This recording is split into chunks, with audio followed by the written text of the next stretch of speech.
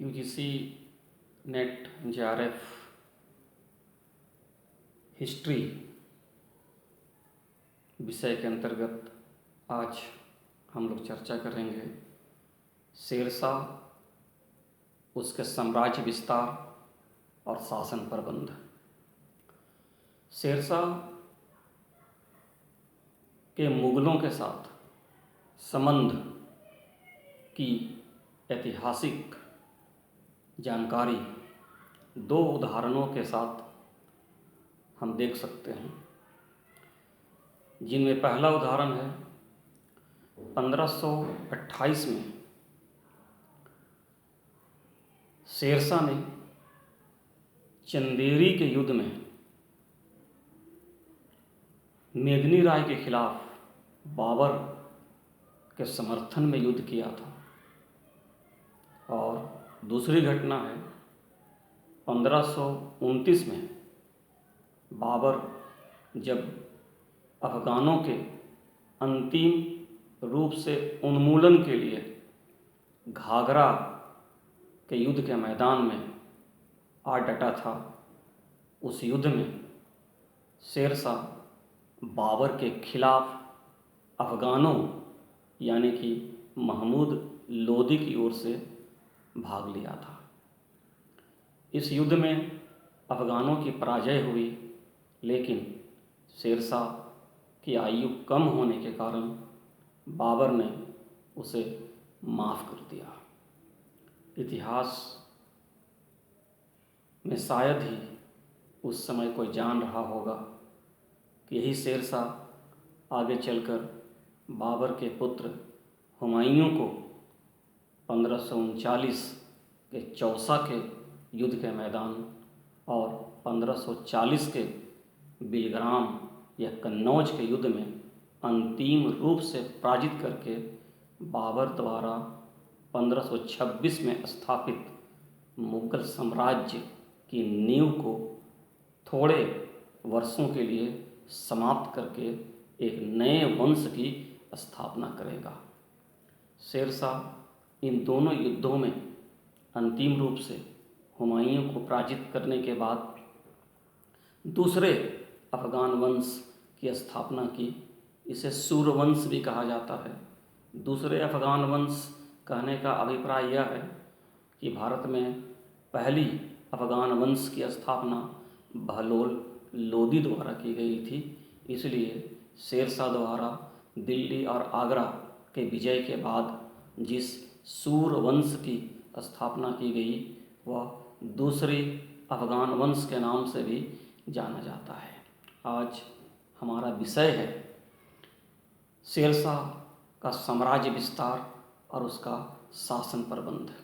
चूँकि नेट में पूछे जाने वाले प्रश्न जिन आधारों पर पूछे जाते हैं, उन्हीं आधारों के आधार पर हमारी तैयारी की रणनीति होनी चाहिए और उन्हीं आधारों पर हमने आपके लिए यह कार्य योजना या रणनीति तैयार की है। जब हम ये कहते हैं कि शेरशाह का साम्राज्य विस्तार, तो सबसे पहला आता है 1541 में खक्खर प्रदेश में रहने वाले खक्खर नामक लड़ाकू जातियों का उन्मूलन।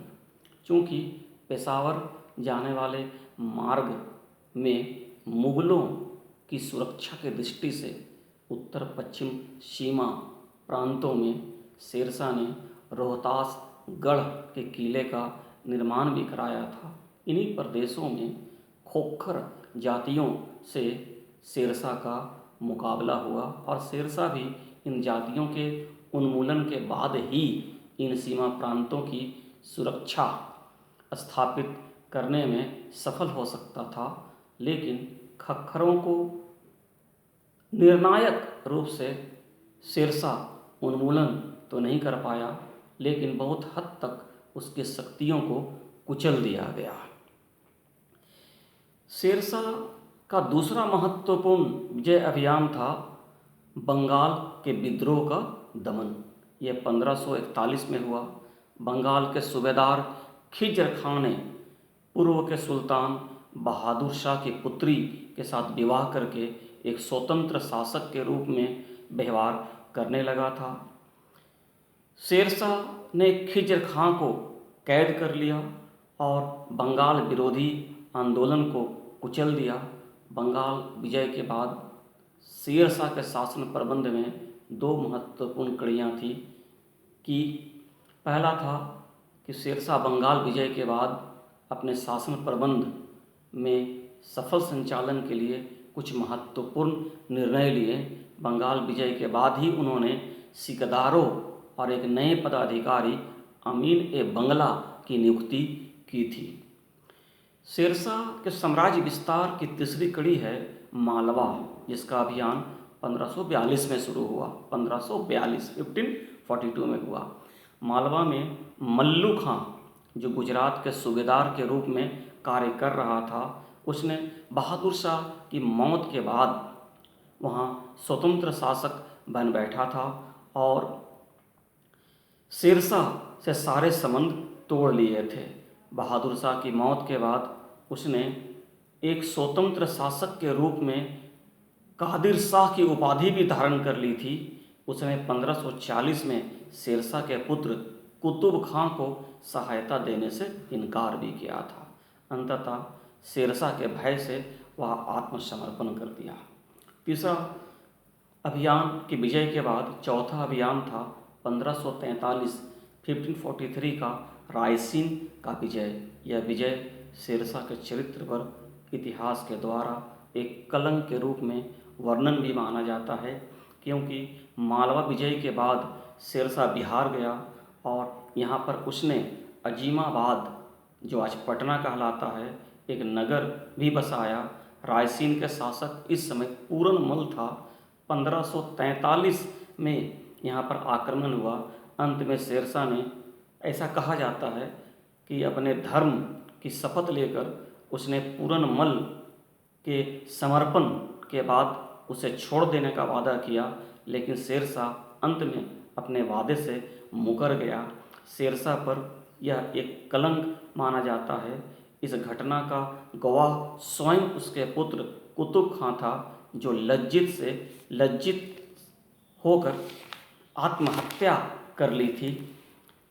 इसके बाद पांचवा अभियान में आता है मुल्तान की विजय, जो 1543 की ही घटना है।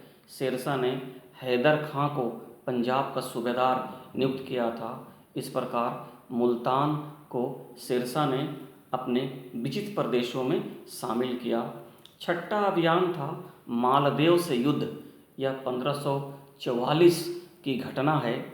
यहाँ के शासक मालदेव मारवाड़ का शासक था। उसकी राजधानी जोधपुर थी। बीकानेर के राजा कल्याणमल और मेड़ता के राजा बीरमदेव ने मालवा के खिलाफ शेरशाह से मदद मांगी थी और शेरशाह को यहीं पर एक बहाना मिल गया मालदेव के खिलाफ अभियान करने का। शेरशाह ने कुटिलता से और झूठे पत्र तैयार करके यहाँ के दो महान राजपूत वीरों जयंता और कुंपा पर विजय प्राप्त की थी। दोनों ने अफगान सेना को काफ़ी पीछे ढकेल देने में सफलता पाई थी और इस विजय के बाद शेरशाह को यह कहना पड़ा कि मुट्ठी भर बाजरे के लिए मैं हिंदुस्तान का साम्राज्य खो चुका था। मारवाड़ विजय के बाद शेरशाह ने मेवाड़ के अभियान को यहीं पर समाप्त कर दिया।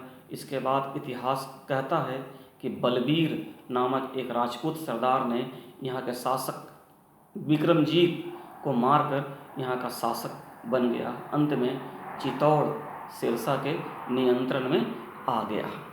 अंतिम युद्ध था कालिंजर की विजय, जो 1545 की घटना है। इतिहास कहता है कि शेरशाह का यह अंतिम विजय अभियान था, क्योंकि कालिंजर में बारूद फट जाने से ही शेरशाह की यहाँ मौत हो गई। यह किला कीरत सिंह के कब्जे में था और यह किला अपने मजबूती के लिए प्रसिद्ध था। यहाँ के शासक यानी कि रीवा के राजा बीरभान शेरशाह की आज्ञा ना मानकर कीरत सिंह को शरण दिया था। शेरशाह द्वारा बीरभान और शेरशाह के बीच अनबन के कारण शेरशाह ने कालिंजर पर आक्रमण किया था। नवंबर महीने 1544 में शेरशाह ने कालिंजर के किले पर घेरा डाला और उसके दरवाजे को बारूद से उड़ाने की आज्ञा दी। इसी क्रम में शेरशाह बुरी तरह घायल हो गया और 22 मई 1545 को शेरशाह की मौत हो गई।